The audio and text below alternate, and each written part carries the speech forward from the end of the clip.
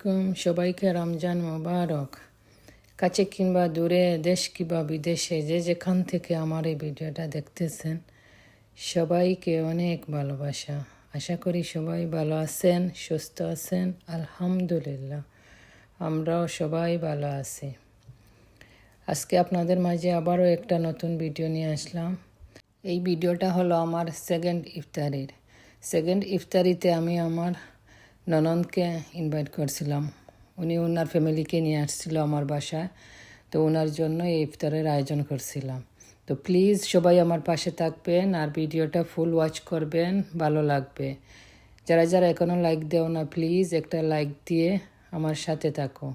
Please যারা যারা আমাকে সাবস্ক্রাইব করে আমার পাশে আছেন, সবাইকে অনেক অনেক ধন্যবাদ। আর যারা এখনও করো নাই, প্লিজ সবাই সাবস্ক্রাইব করে আমার পাশে থাকো আর ফুল ওয়াচ করে আমার ওয়াচ টাইমটা পূরণ করতে সাহায্য করো সবাই, প্লিজ। তো আজকে আমার ননদ আসছিল, তো আমি ননদের জন্য এই ইফতারের আয়োজন করতেছি। তো কী বানালাম, প্লিজ সবাই সাথে থাকেন, দেখেন আমি কী বানালাম। তো ভিডিও ফুল ওয়াচ করলে আপনারাও আপনাদের ঘরে কোনো মেহমান আসলে বা ইনভাইট করলে আইডিয়াটা পাবেন কী বানাবেন, কী বানালে ভালো হয় না হয়। তো আমি যতটুকু পারছি আমি বানাইছি। বিদেশে তো আমরা এক হাতে সব কিছুই আপনার বানাতে হয়। তো আমার বাসায় যখন আমরা আছে, আমার 3 ছেলে মেয়ে আর আমার হাজব্যান্ড আর আমরা 5 জন আছি। তো কেউ মেহমান আসলে সবাই টুকটাক একটু হেল্প করে, যে যেটা পারে চেষ্টা করি আমরা। তো সব সময়ের মতো খাবারের দায়িত্ব হলো খাবারের মেনুটা আমাকেই বানাতে হয়। খাবার কী বানাবো, কী বানালে ভালো হয়, ওইগুলাই আমার দায়িত্ব।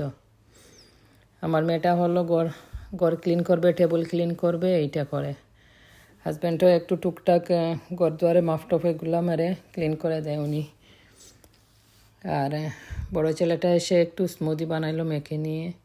এদিকে হাজব্যান্ডটা এই যে স্যালাডটা বানিয়ে দিতেছে আমাকে, আর আমি আস্তে আস্তে এইদিকে এই যে ছানাটা রান্না করে ফেললাম। ছানাটা এরপরে একটু বিরিয়ানির মশলা, এই যে মশাইয়া বিরিয়ানি বানালাম। প্লিজ আপনাদের সবার কাছে অনুরোধ, আমার ভিডিওগুলা কেমন হইতেছে আপনারা প্লিজ আমাকে কমেন্টস করে জানাবেন। আপনারা কীরকম ভিডিও দেখতে চান, আমি আরও নতুন নতুন ভিডিও নিয়ে আসব। প্লিজ সবাই ফুল ওয়াচ করবেন আমার ভিডিওগুলা। আমরা একে অপরকে হেল্প করলে আমরা সবাই একসাথে এগিয়ে যাব, প্লিজ। এদিকে আমার বিরিয়ানিটাও হয়ে গেছে, এই দেখেন বিরিয়ানিটাও খুব ইয়াম্মি সুন্দর হয়েছে। আজকে বিরিয়ানিটা এত করি নাই, জটপট বানাই ফেলছি। এরপরেও দেখছি অনেক ভালো হয়েছে বিরিয়ানিটা, সফট হয়েছে, অনেক মজা হয়েছে বিরিয়ানিটা। গরুর মাংস দিয়ে রান্না করছিলাম বিরিয়ানিটা। এই যে আমার চানাটা এইদিকে আস্তে আস্তে হইতেছে। চানাতে একটু আলু দিয়ে দিলাম, কারণ আমার মতো একটু আলু দিয়ে চানা খাও। আমি তো আলু দিয়ে চানাটা রান্না করি, একটু 2টা আলু কেটে দিয়ে দিছি। এইদিকে এই দেখেন ধনিয়া পাতা দিয়ে দিলাম, এই যে একটু ধনিয়া পাতা দিয়ে দিছি।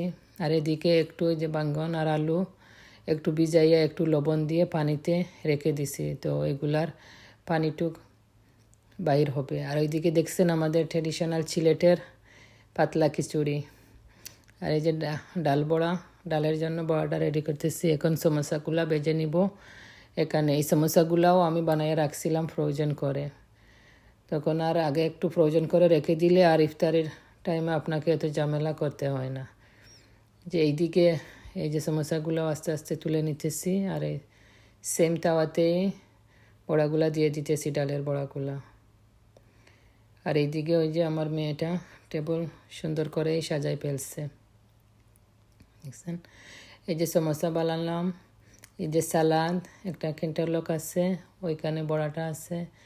এইটা হলো বেগুনের চপ, ওইদিকে হলো আলুর চপ, এটা হলো ছানা বুট, এটা হলো বিরিয়ানি বিফ দিয়ে, এটা আমাদের সিলেটের পাতলা খিচুড়ি। এই যে জিলাপি না হলে তো আর হয় না, জিলাপি আছে।